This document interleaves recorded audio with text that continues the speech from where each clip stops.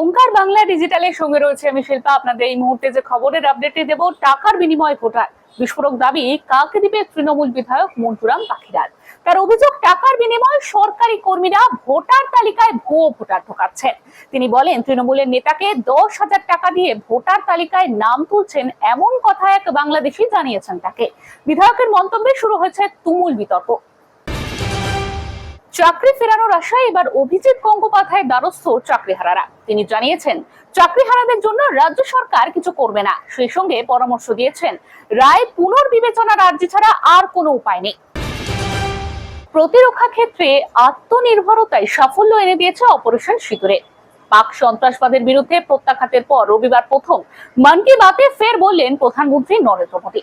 ভারতীয় সেনার প্রশংসায় পঞ্চমুখ দেশের প্রধানমন্ত্রী। তিনি বলেছেন, অপারেশন সিঁদুরে ব্যবহৃত বেশিরভাগ অস্ত্রশস্ত্র এই দেশের মাটিতেই তৈরি হচ্ছে। আমাদের সেনা, ইঞ্জিনিয়ারদের, টেকনিশিয়ানদের পরিশ্রমের ফল এই সাফল্য। এরকমই গুরুত্বপূর্ণ খবরের আপডেটের জন্য অবশ্যই চোখ রাখুন ওঙ্কার বাংলা ডিজিটালে।